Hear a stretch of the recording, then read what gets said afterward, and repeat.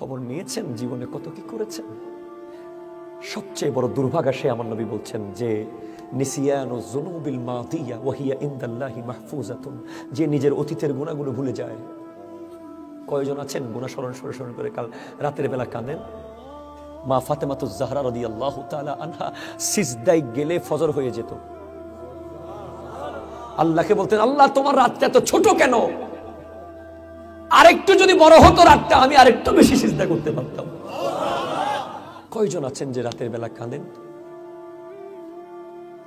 কি মনে করেছেন আপনি? আমরা কি মনে করতেছি যেখানে সিদ্দিক আকবর, যার জন্য জান্নাত নিশ্চিত, তিনি পর্যন্ত গাছের পাতা দেখে দেখে বলতেন, কেন আমি গাছের পাতা হলাম না? আমি কেন মানুষ হলাম? আমি কিভাবে আল্লাহকে জবাব দেব?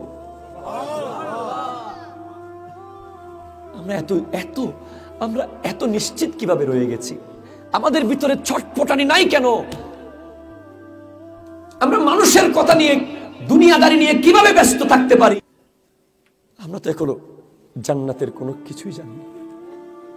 কোথায় যাব আমরা? আপনি মনে করছেন আপনি যুবক, আপনার অনেক পাওয়ার, অনেক স্ট্রেংথ।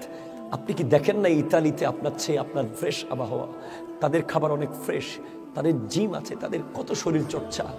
আপনার চেয়ে তাগড়া তাগড়া যুবক করে পড়ে গেছে কোভিড-19 আক্রান্ত হয়ে। বড় বড় ড্রাম ট্রাকে করে নিয়ে কবর দেওয়ার সুযোগ হয় নাই, বড় বড় পুকুর করে করে সেখানে ফেলে দিতে হয়েছিল। দেখেন নাই আপনি? আপনি কার জন্য দুনিয়াদারি করতেছেন? কার জন্য মাথার গাম পায়ে ফেলে আল্লাহর নামাজকে বাদ দিচ্ছেন? কার জন্য নবীর সুন্নাতকে বাদ দিয়ে দুনিয়া করতেছেন? কোন আপনজন? কেউ আপন না, নিজেই নিজের আপন। আল্লাহ আপন, নবী আপন, ওলিরা আপন। কথা বলেন ঠিক কিনা? বাকি সব এখন মরেন না, কালকে থেকে জায়গা ভাগ শুরু হয়ে যাবে।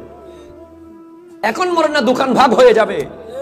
এখন মরেন, আপনার গায়ের কাপড় পর্যন্ত ভাগ হয়ে যাবে।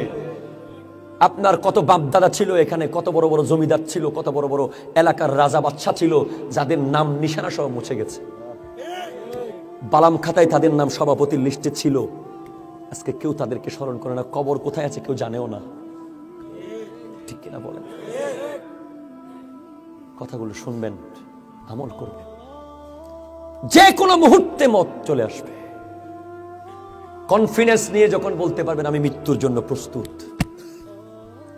এর চেয়ে বড় প্রশান্তি আর কারো হক থাকলে আজকে দিয়ে দিবেন। কেউ টাকা পাইলে দিয়ে দেন, কত বাকি দোকান টাকা খেয়েছেন খবর নাই। কিয়ামতের মাঠে কিন্তু খবর আছে। কত মানুষকে অন্যায়ভাবে আঘাত করেছেন, দিল ভেঙে দিয়েছেন, অন্তর ভেঙেছেন, একটা থাপ্পড় মেরেছেন পাওয়ার দিয়ে।